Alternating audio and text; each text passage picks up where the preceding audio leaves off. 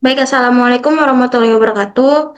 Selamat siang, yang terhormat Ibu Dr. Mary Andriani, STMT, selaku dosen pengampu mata kuliah pemodelan sistem, serta teman-teman yang ada di Zoom ini. Puji syukur kita panjatkan kehadiran Allah Subhanahu wa Ta'ala karena atas rahmatnya kita dapat berkumpul dalam keadaan sehat. Di sini juga saya yang bernama Dea Khairunisa. Saya Pada kesempatan kali ini, saya tuh mempresentasikan hasil tugas besar saya dengan judul penerapan metode Standard Noded Questionnaire atau SNQ untuk em, untuk mengukur keluhan muskuloskeletal pada pekerja depot air minum isi ulang di sekitar Wangsa.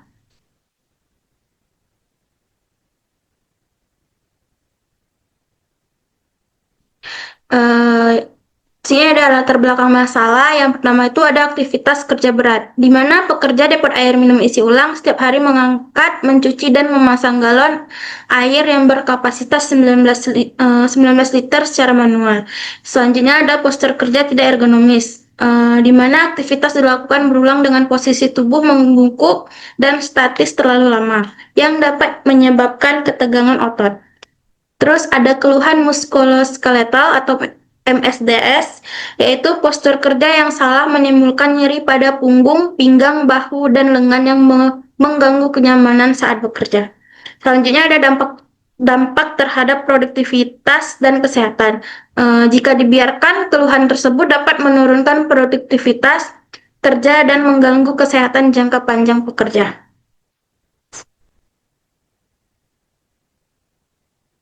Next, oke. Selanjutnya ada teori. Yang pertama tuh depot air minum isi ulang.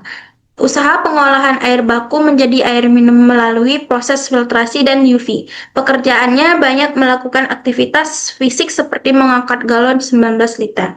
Yang kedua ada ergonomi. Ergonomi adalah ilmu yang menyesuaikan pekerjaan dengan kemampuan manusia agar nyaman, aman, dan efisien, serta mencegah kelelahan dan cedera. Tujuannya itu untuk meningkatkan kenyamanan dan kesehatan kerja. Yang kedua itu ada mengurangi risiko penyakit akibat kerja. Yang ketiga, meningkatkan produktivitas dan kesejahteraan pekerja. Yang ketiga ada muskuloskeletal, yaitu gangguan otot, sendi, dan ligamen akibat postur kerja tidak ergonomis atau aktivitas berulang, seperti nyeri pada leher, bahu, dan punggung. Yang keempat ada beban kerja fisik, yaitu tuntutan kerja yang tinggi dapat melebihi kemampuan tubuh sehingga menyebabkan kelelahan dan penurunan produktivitas. Yang kelima ada Standard Nordic Questionnaire atau SNQ. Metode ini mengukur keluhan otot dan sendi berdasarkan 27 bagian tubuh dengan skala keluhan dari tidak sakit hingga sangat sakit.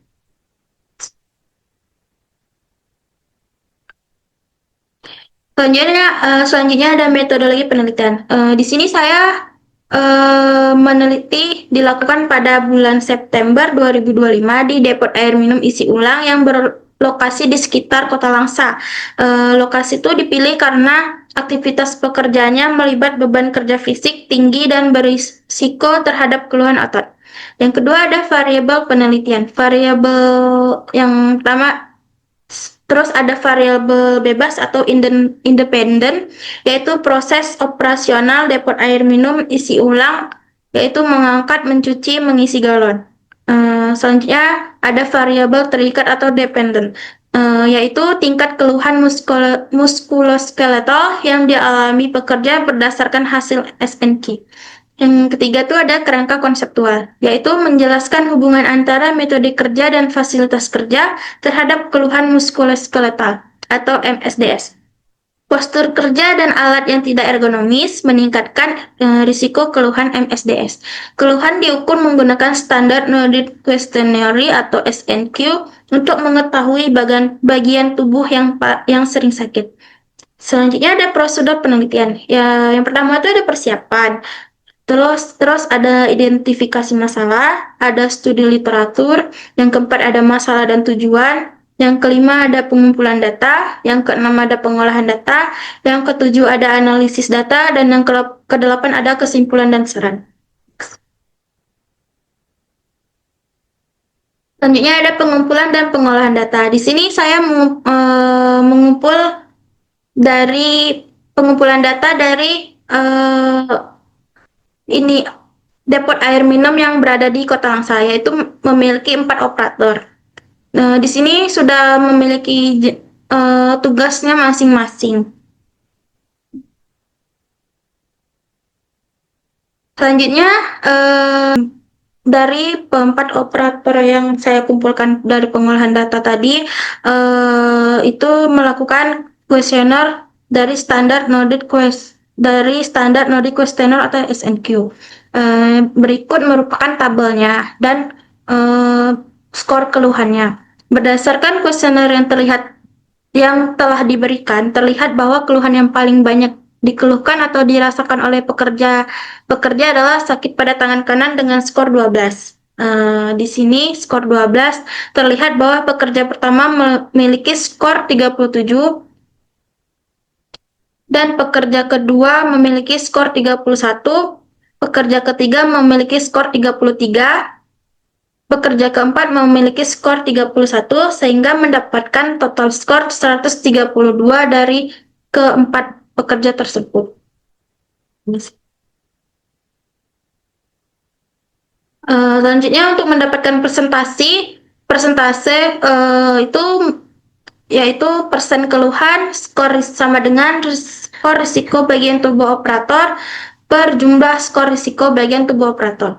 Yang mana persen keluhan sama dengan 6 dibagi 132 dikali 100%, yaitu mendapatkan 5%. 6 itu dari tabel 6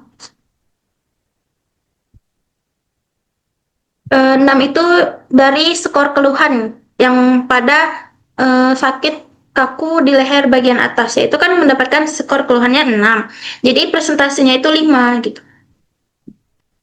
Selanjutnya dan seterusnya seperti itu. Berdasarkan tabel perhitungan presentasi keluhan secara keseluruhan, diperoleh rata-rata operator mengalami keluhan terbesar pada bagian tubuh sakit pada tangan kanan, yaitu 9%. Dengan mengetahui presentase keluhannya yang sering dialami oleh pekerja, maka dapat diberikan usulan kepada pemilik usaha memperbaiki usulan pekerjanya. Kesimpulannya, berdasarkan hasil penelitian dengan metode standar Nordic Questionnaire atau SNQ, pekerja depot air minum isi ulang di sekitar Kota Langsa mengalami keluhan muskuloskeletal dengan total skor 132. Bagian tubuh yang paling sering mengalami keluhan adalah tangan kanan sebesar 9%, diikuti leher bagian bawah sebesar 8%, dan punggung sebesar 6%. Keluhan ini muncul akibat aktivitas fisik berat dan postur kerja yang tidak ergonomis selama proses pengangkatan serta pengisian galon berkapasitas 19 liter.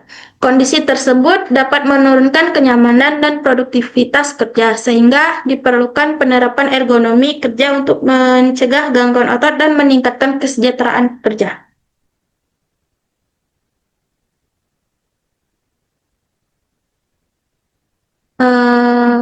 Sekian saja presentasi dari saya. Jika ada yang ingin bertanya, silakan.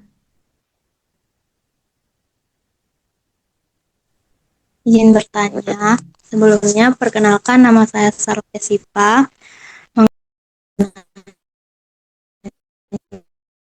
Menanyakan mengapa metode ini mampu memberikan gambaran yang akurat terhadap bagian tubuh yang paling sering mengalami keluhan.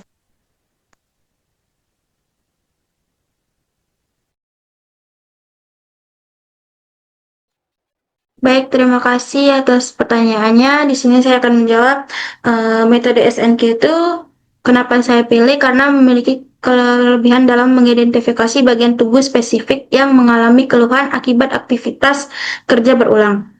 Jadi kita menggunakan SNQ ini yang berbasis kuesioner terstandarisasi internasional yang membagi tubuh ke dalam beberapa area seperti leher, punggung, bahu, dan tangan. Itu saja. Oke, baik. Terima kasih. Baik, selanjutnya ada yang mau bertanya lagi? Izin bertanya, Ya, silakan. baik.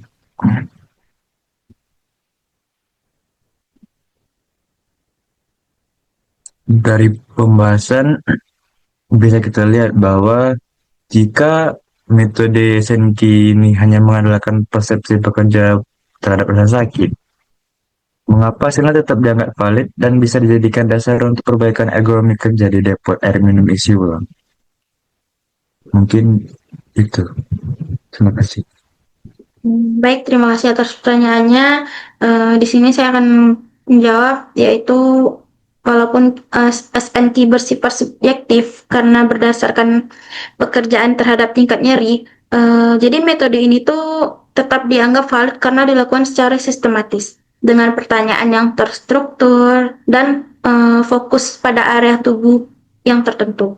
Selain itu, SNK juga menunjukkan pola keluhan dan konsisten dengan kondisi kerja nyata. Contohnya tuh kayak keluhan tertinggi munculnya pada bagian tubuh yang memang paling sering digunakan untuk mengangkat pada galon itu gitu, atau mengangkat galonnya. Itu aja sih, nggak bisa diterima. Baik, bisa diterima. Terima kasih. Baik, sekian saja presentasi dari saya. Jika ada kesalahan saya mohon maaf. Mohon maaf. Bila taufiq wal hidayah. Assalamualaikum warahmatullahi wabarakatuh.